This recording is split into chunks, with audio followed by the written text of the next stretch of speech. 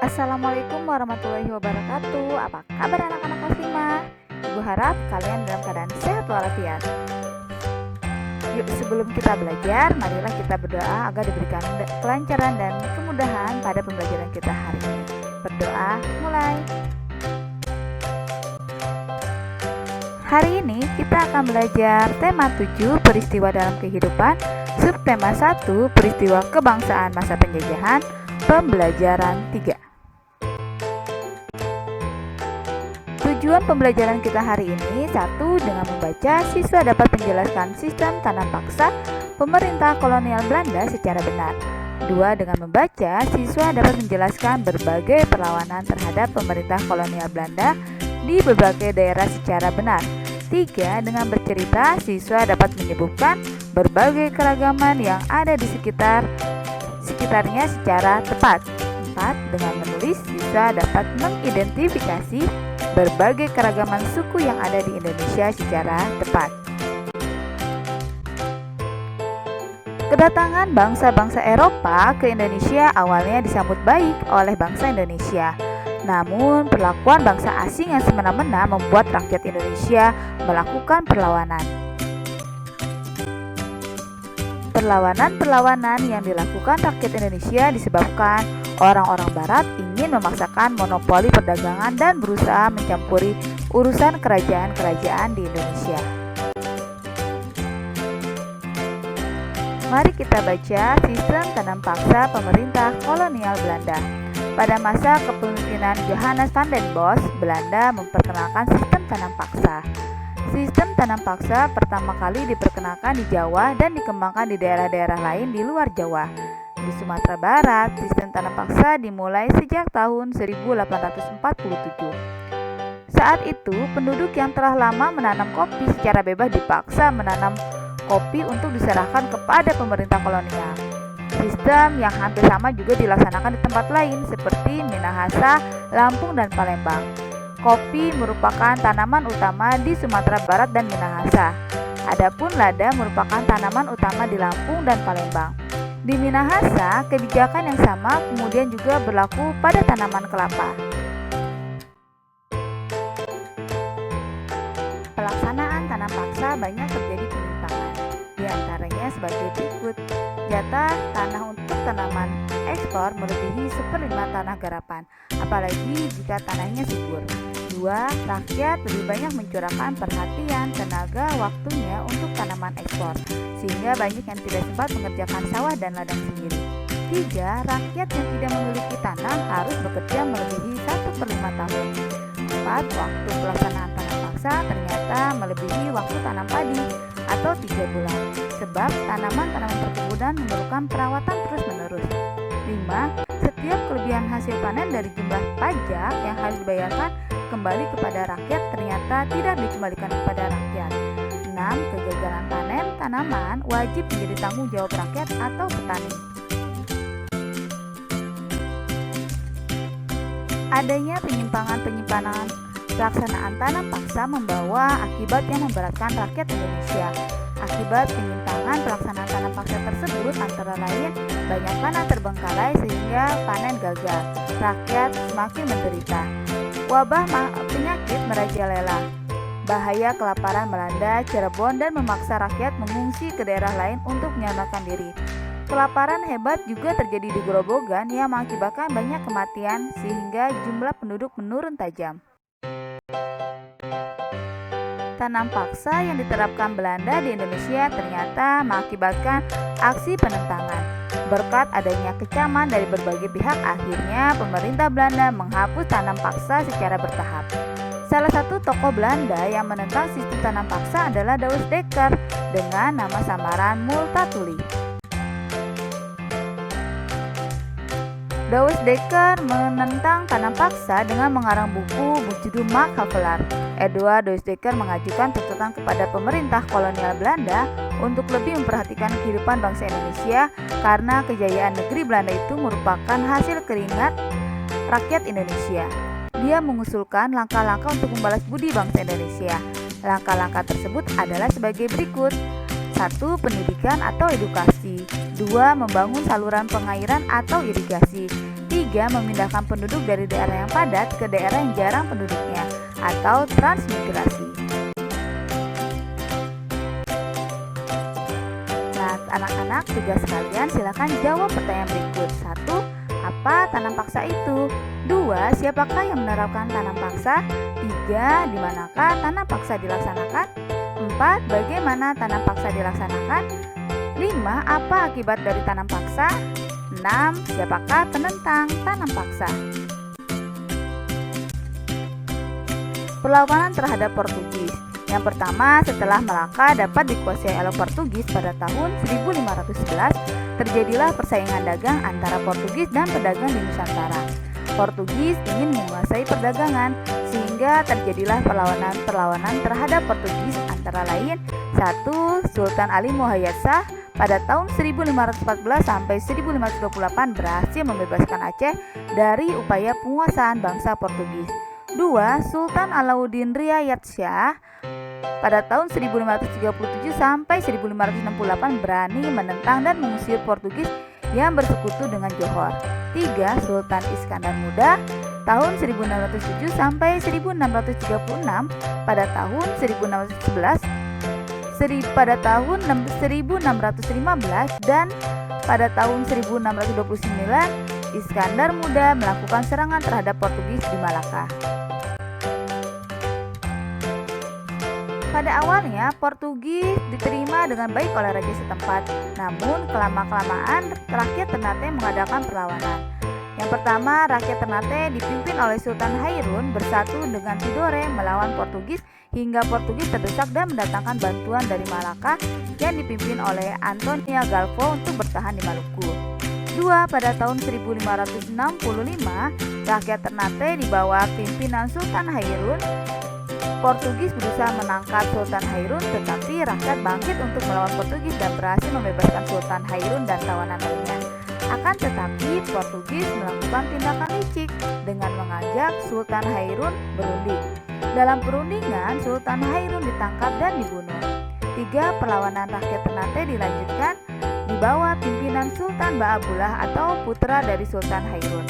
Pada tahun 1574, benteng Portugis dapat direbut, kemudian Portugis menyingkir ke Hitu dan akhirnya menguasai dan menetap di timur-timur sampai tahun 1975. Berikut beberapa tokoh dari beberapa daerah yang memimpin perlawanan terhadap Belanda. Yang pertama yaitu Sultan Hasanuddin yang berasal dari Makassar. 2. Pangeran Antasari dari Banjarmasin, Kalimantan Selatan. 3. Patimura dari Maluku. 4. Sisingamangaraja dari Sumatera Utara. 5. Sultan Ageng Tirtayasa dari Banten. 6. Pangeran Diponegoro dari Yogyakarta. Dan 7. Sultan Papare dari Papua.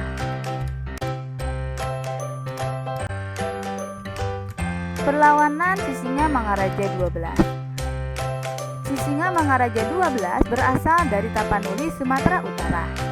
Perlawanan yang dilakukan oleh Sisingamangaraja 12 ini terjadi karena Sisingamangaraja 12 sebagai rakyat Batak menolak adanya upaya penyebaran agama Kristen yang dilakukan oleh misionaris Belanda di wilayah Batak dan kebijakan Belanda yang membuat rakyat mengalami penderitaan yang hebat. Banyak petani yang kehilangan tanahnya. Akhirnya perlawanan Sisingamangaraja 12 mengalami kekalahan karena taktik licik Belanda. Belanda menangkap istri dan anak Sisingamangaraja 12 sehingga Sisingamangaraja 12 meninggal dalam perlawanan di Aik Sibul Bulan Dairi karena tertembak timah panas dari Belanda.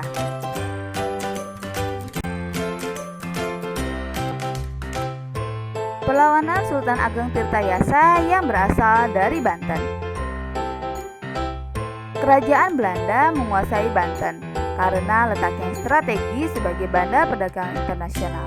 VOC menggunakan taktik adu domba antara Sultan Ageng Tirtayasa dengan anaknya, Sultan Haji. VOC mengasuh Sultan Haji agar merebut kekuasaan Banten dari ayahnya. Sehingga pada tahun 1683, Sultan Ageng Tirtayasa berhasil ditangkap VOC dan ditawan di Batavia sampai wafat di tahun 1692. Perang Diponegoro yang terjadi pada tahun 1825 sampai 1830 dipimpin oleh Pangeran Diponegoro. Terjadi di daerah Yogyakarta. Alasan perlawanan Pangeran Diponegoro adalah karena Belanda ikut campur urusan Keraton Yogyakarta. Bahkan untuk mengganti raja dan urusan pemerintahan harus izin kepada Belanda. Belanda juga melakukan pemasangan petak jalan di atas makam leluhur Pangeran Diponegoro tanpa izin. Militer pemerintah kolonial Hindia Belanda kewalahan mengatasi perang gerilya atau perang yang berpindah tempat dalam waktu yang singkat dan mendadak yang dikobarkan oleh Pangeran Diponegoro. Pangeran Diponegoro berhasil ditangkap oleh Belanda pada tahun 1830, diasingkan ke Manado dan kemudian dipindahkan ke Makassar. Perlawanan rakyat Maluku dipimpin oleh Patimura.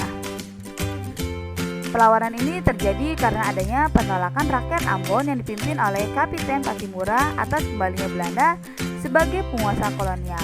Belanda tidak mau membayar hasil bumi rakyat Maluku. Patimura melakukan perlawanan dengan menyerang benteng Dorset dan berhasil merebutnya kembali. Belanda yang marah pun menyerang balik benteng tersebut. Akhir perlawanannya adalah Patimura berhasil ditangkap dan dihukum gantung. Nah, sekarang tugas kalian, silakan kalian tuliskan satu tokoh pahlawan asal daerah, alasan melakukan perlawanan, bentuk-bentuk perlawanan, dan hasil perlawanan. Selamat mencoba ya. Perlawanan terhadap para penjajah di berbagai daerah banyak mengalami kegagalan. Salah satu sebabnya adalah perlawanan dilakukan masih bersifat kedaerahan dan secara sendiri-sendiri. Dengan demikian, perlawanan itu tidak akan kuat dan mudah diadu domba oleh penjajah. Negara kita sangat luas wilayahnya dan beragam pula sosial budayanya. Seandainya setiap daerah, suku, dan golongan bersatu padu melawan penjajahan, niscaya penjajah dapat kita usir sejak dahulu kala. Mengapa bangsa-bangsa Eropa banyak yang ingin menguasai wilayah Indonesia? Salah satunya karena sumber daya alam yang ada di Indonesia melimpah luas. Selain itu, Indonesia memiliki keragaman sosial budaya. Tahukah kamu keragaman sosial budaya yang dimiliki oleh bangsa Indonesia? Yuk, mari kita cari tahu. Budaya merupakan segala sesuatu yang dihasilkan oleh akal budi manusia. Adapun wujud budaya yaitu satu, gagasan atau ide, misalnya kepercayaan. Dua, tindakan, misalnya upacara adat dan seni pertunjukan. Tiga, benda, misalnya pakaian adat dan senjata tradisional. Selain sebagai identitas, kebudayaan juga sebagai kepribadian suatu bangsa. Negara kita mengembangkan kebudayaan daerah dalam rangka memperkaya kebudayaan nasional. Hubungan antara keduanya sangat erat karena kebudayaan nasional bersumber dari kebudayaan daerah. Kebudayaan nasional lahir sebagai hasil upaya akal budi atau pikiran seluruh bangsa Indonesia yang terdiri atas beragam ras dan suku.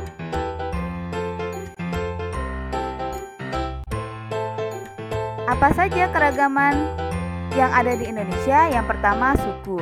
Beberapa suku yang ada di Indonesia diantaranya Batak yang mendiami Sumatera Utara, Minangkabau, Melayu, Jawa, Betawi, Sunda, Baduy, Tengger, Banjar, Dayak, Bugis, Makassar, Bali, Sasak, Ambon, Dani, dan Asmat.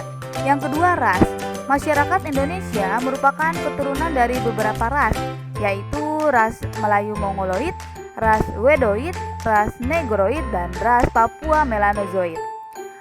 Yang ketiga yaitu agama. Agama yang diakui di Indonesia yaitu Islam, Kristen, Katolik, Hindu, Buddha, dan Konghucu. 4. Perbedaan kondisi geografis. Perbedaan kondisi geografis turut berdampak pada munculnya berbagai ragam mata pencaharian. Contohnya perikanan, pertanian, kehutanan, perkebunan, dan perdagangan. Yang terakhir, yang kelima, yaitu pengaruh kebudayaan luar. Bangsa Indonesia adalah contoh bangsa yang terbuka. Hal ini dapat dilihat dari besarnya pengaruh asing dalam membentuk keberagaman masyarakat di seluruh wilayah Indonesia. Nah, berikut macam-macam ras. Ada ras khusus, ras Kaukasoid, ras Mongoloid, dan ras Negroid. Nah, ini adalah beberapa contoh suku bangsa yang mendiami wilayah di Indonesia.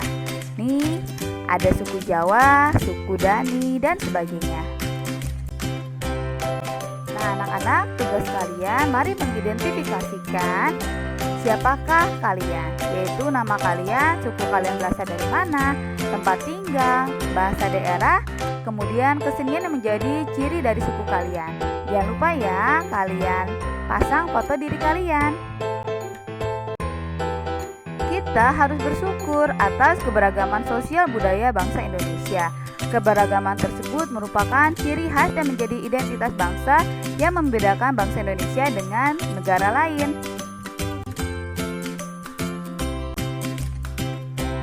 Dalam sikap saling menghargai keberagaman sosial budaya, kita dilarang membeda-bedakan.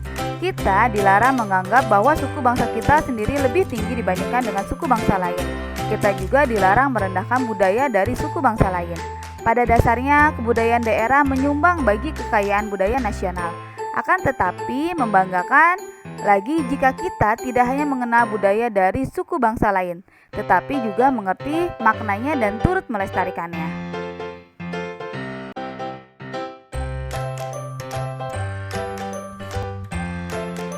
Demikian pembelajaran kita hari ini. Wabillahi taufiq wal hidayah. Wassalamualaikum warahmatullahi wabarakatuh. Tetap semangat belajar dari rumah.